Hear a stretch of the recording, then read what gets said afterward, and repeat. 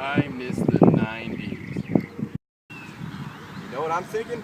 90s! Yeah! 3, 2, 1, 90s! Ah!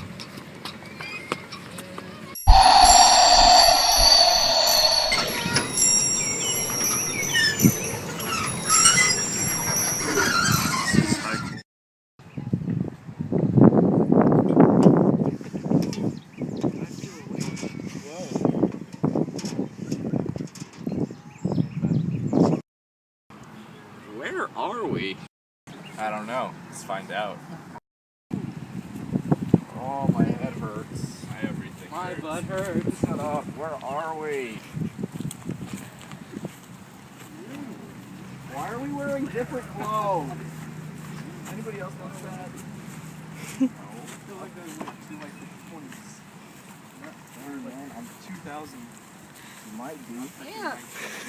I have this feeling that like Madonna's relevant all the time. Hey guys, look, a TV. Oh, Let's okay. go watch it. Hi, my name is Jonathan Edwards. And I'm Jenny Russell. We are doing a recap of the decade, 1990 to 1999. We will be discussing and informing you of the events that were of note that happened during the 90s. Now, the first and most recent event was NATO and its associated countries bombing the Republic of Yugoslavia. The NATO bombing of Yugoslavia was NATO's military operation against the Federal Republic of Yugoslavia during the Kosovo War.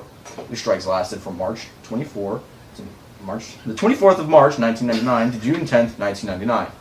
The official NATO operation code name was Operation Allied Force. The United States called it Operation Noble Inn. While in Yugoslavia, the operation was misnamed Merciful Angel. The more common name for the events in Serbia, still used by history books, is NATO aggression. The NATO bombing marked the second major combat operation in its history following the 1995 NATO bombing campaign in Bosnia and Herzegovina. The 1999 bombings led to the withdrawal of the Yugoslav forces in Kosovo and the establishment of the UNMIK, a UN mission in Kosovo, and put an end to the Yugoslav wars of the 1990s. Amnesty International released a report which stated that NATO forces had deliberately targeted civilian objects and had bombed targets at which civilians were certain to be killed. The report was rejected by NATO as baseless and ill-founded. A week before the report was released, Carla Del Ponte, the chief prosecutor for the International Criminal Tribunal for former Yugoslavia, had told the United Nations Security Council that her investigation into NATO actions had found no basis for the charging of NATO or its leaders with war crimes.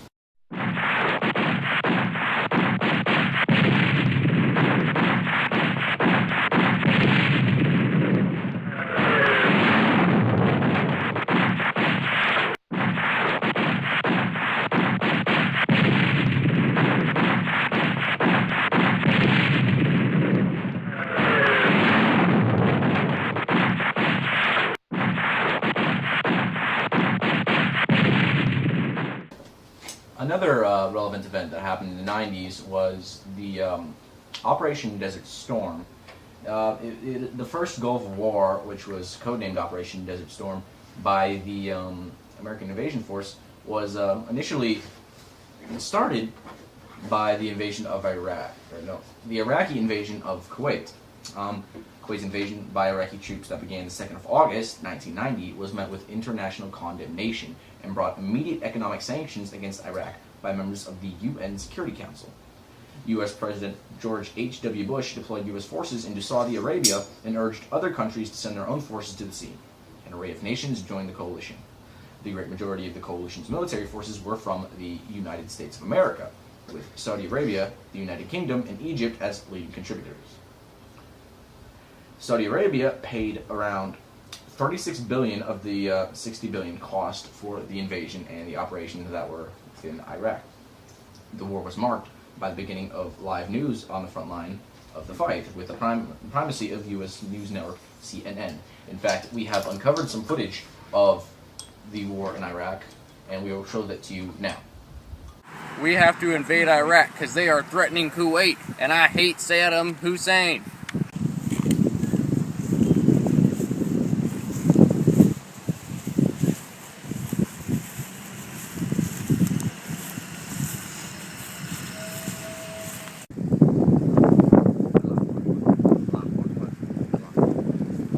Allahu Akbar!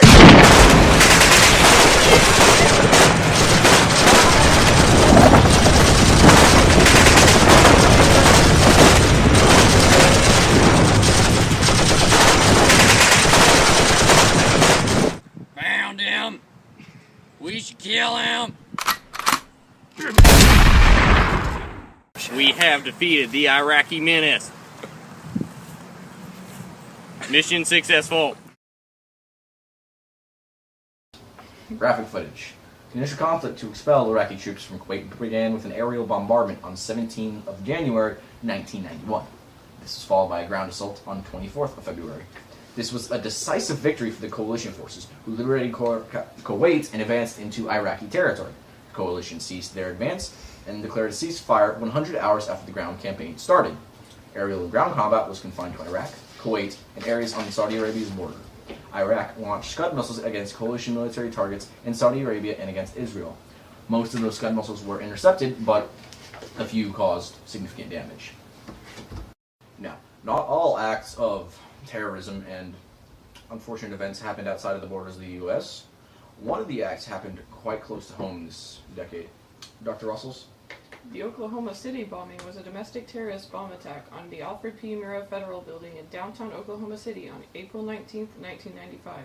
The bombing claimed 168 lives, including 19 children under the age of 6, and injured more than 680 people. The blast destroyed or damaged 324 buildings within a 16-block radius, destroyed or burned 86 cars, and shattered glass in 258 nearby buildings. The bomb was estimated to have caused at least $652 million worth of damage. Extensive rescue efforts were undertaken by local, state, federal, and worldwide agencies in the wake of the bombing, and substantial donations were received from across the country. The Federal Emergency Management Agency, or FEMA, activated 11 of its urban search and rescue task forces, consisting of 665 rescue workers who assisted in rescue and recovery operations. Within 90 minutes of the explosion, Timothy McVeigh was stopped by Oklahoma State Trooper Charlie Hanger for driving without a license plate and arrested for unlawfully carrying a weapon. Forensic evidence quickly linked McVeigh and Terry Nichols to the attack. Nichols was arrested, and within days both were charged. Michael and Lori Fortier were later identified as accomplices. McVeigh, an American militia movement sympathizer who was a Gulf War veteran, had a detonated explosive-filled rental truck parked in the lot of the building. McVeigh's co-conspirator, Terry Nichols, had assisted the bomb preparation, motivated by his hatred of the federal government and angered by what he perceived as its mishandling of the 1993 Waco siege and the Ruby Ridge incident in 1992. McVeigh timed his attack to coincide with the second anniversary of the deadly fire that ended the siege at Waco.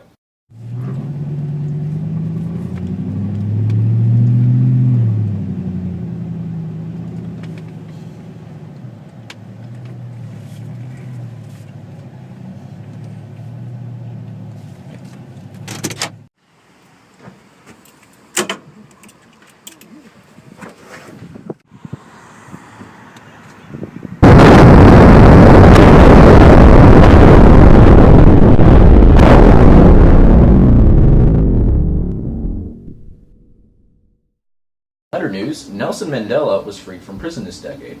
Nelson Mandela, as you may remember, was one of the lead opponents against the apartheid laws in South Africa.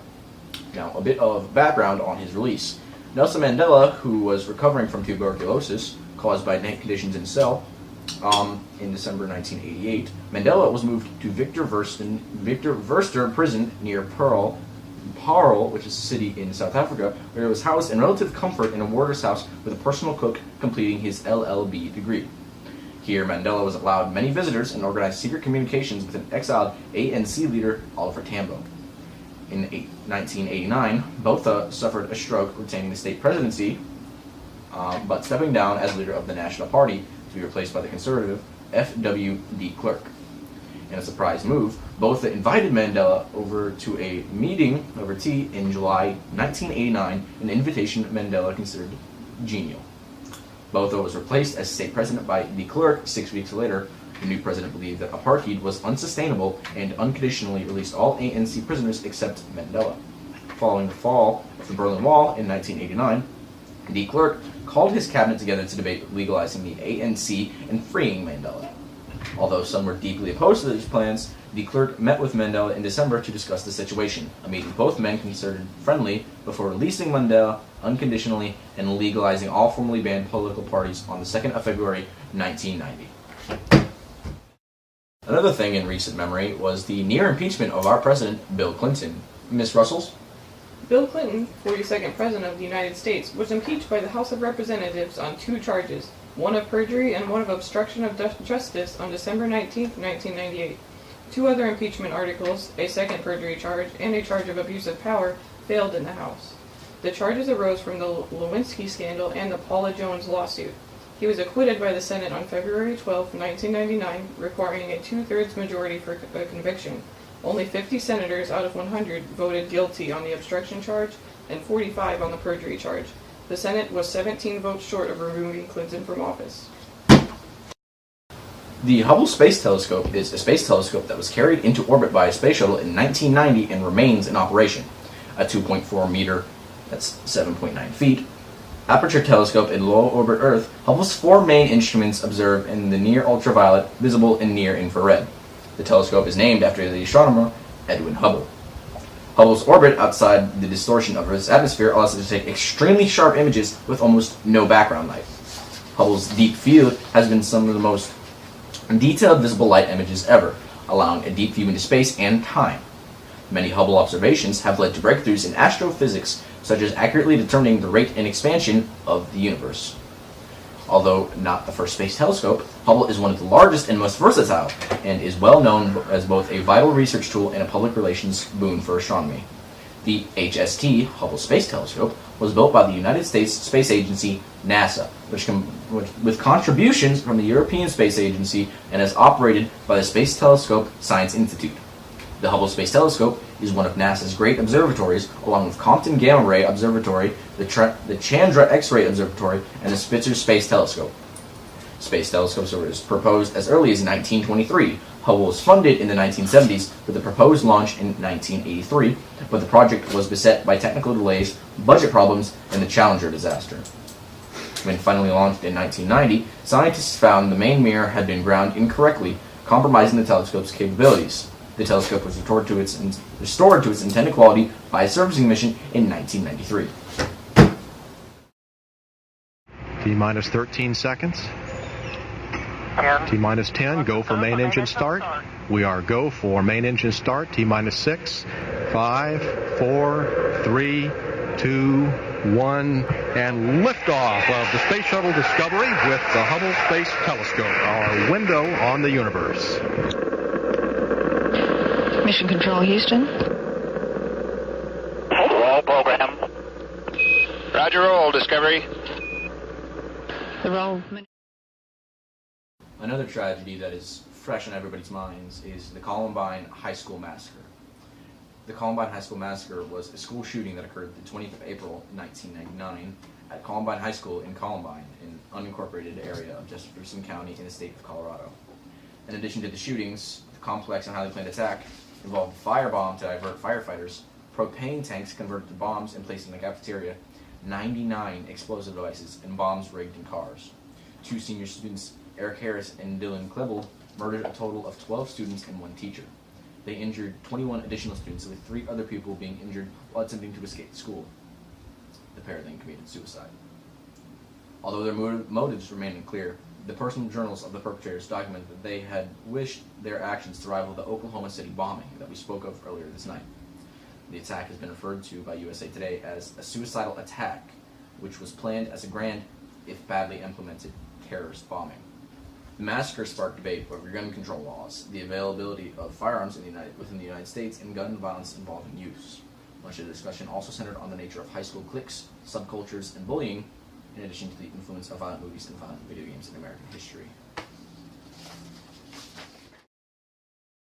The Cold War period of 1985 to 1991 began with the rise of Mikhail Gorbachev as leader of the Soviet Union.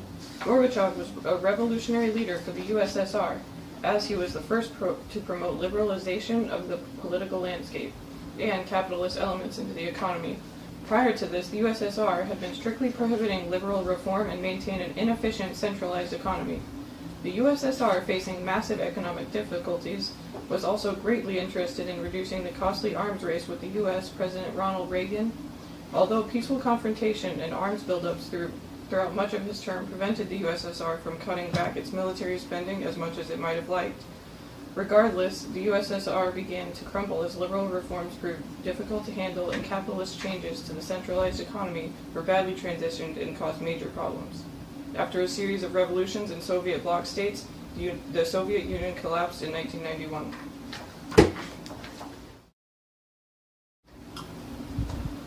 Another accident that is still being felt today was the sarin attack on the Tokyo subway, usually referred to in the Japanese media as the subway sarin incident. It was an act of domestic terrorism perpetrated by members of the Aum Shinrikyo on March 20th, 1995. In 5 coordinated attacks, the perpetrators released sarin on several lines of the Tokyo subway, killing 13 people, severely injuring 50, and causing temporary vision problems for nearly 1,000 others. The attack was directed against trains passing through Kasumigaseki and Nagatocho, home to the Japanese government. It is the most serious attack to occur in Japan since the end of World War II. On Monday, March 20th, 1995, 5 members of Aum Shinrikyo launched a chemical attack on the Tokyo subway, one of the world's busiest commuter transport systems, at the peak of the morning rush hour. The chemical agent used, liquid sarin, was contained in plastic bags, with each team then wrapped in newspaper. Each perpetrator carried 2 packets totaling approximately 900 milliliters of sarin, except Yasu Hayashi, who carried 3 bags. Originally planned to spread the sarin as an aerosol, but did not follow through with it. A single drop of sarin the size of a pinhead can kill an adult. Carrying their packets of sarin and umbrellas with sharpened tips, the perpetrators boarded their appointed trains. At prearranged stations, the sarin packets were dropped and punctured several times with the sharpened tip of the umbrellas. Each man then got off the train and exited the station to meet his accomplice with a car. By leaving the punctured packets on the floor, the sarin was allowed to leak out into the train car and stations. The sarin affected passengers, subway workers, and those who came in contact with them. Sarin is the most volatile of nerve agents, which means that it can quickly and easily evaporate from a liquid form into a vapor and then spread into the environment. People can be exposed to the vapor even if they do not come in contact with the liquid form of sarin. Because it evaporates so quickly, sarin presents an immediate but short-lived threat. Thousands of Tokyoites were choking, gagging, wiping their eyes this morning after mysterious fumes of poison gas swirled through the subway system. Rescue crews were overwhelmed. More than 1,000 victims flooded hospitals throughout Tokyo. Suddenly my eyesight dimmed, says this young man. It was like going blind. Police said leaky packages containing the lethal nerve gas sarin were left on several subway trains at the height of the morning rush hour. Within minutes, passengers were falling ill with headaches, nausea, dimming vision. I saw a package wrapped in newspaper, this commuter recalls. It was leaking, then the stinging fumes hit my eyes. The fumes spread quickly through the subway tunnels under the heart of Tokyo. A station attendant died shortly after trying to remove one of the lethal packages from a train. The Army's Chemical Corps was deployed to remove the deadly packages. Another terrorist attack that is still fresh in everybody's minds is the World Trade Center bombing, which occurred 26th of February, 1993, when a truck bomb was detonated below the North Tower of the World Trade Center in New York City, New York. The 1,336-pound urea nitrate-hydrogen gas-enhanced device was intended to knock the North Tower, which is Tower 1, into the South Tower, which is Tower 2, bringing both towers down and killing tens of thousands of people.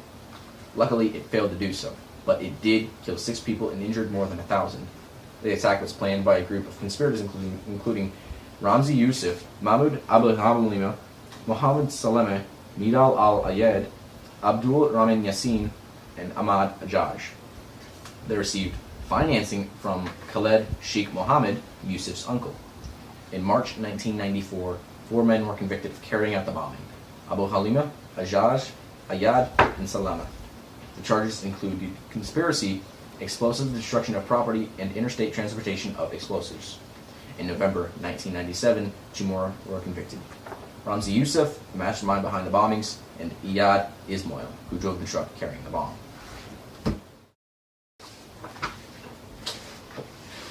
Another impact that's going to be felt forever in the cultural waves of the hip-hop community was the death of famous rappers Tupac Shakur and Biggie Smalls. Biggie Smalls also going by the alias of Notorious B.I.G. They were both killed in separate drive-by incidents, with Tupac Shakur dying the 13th of September 1996 and Biggie Smalls dying the 9th of March 1997. Their deaths will be remembered forever. Yo, I'm Tupac. And I'm Biggie Smalls. I hate rap music.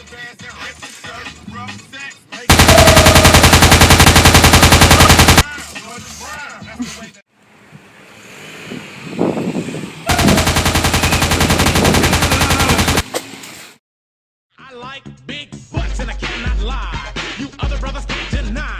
Now when a girl walks in with an itty bitty waist and a round thing in your face, you get sprung. Wanna pull up tough cause you notice that butt was stuffed. Deep in a jean, she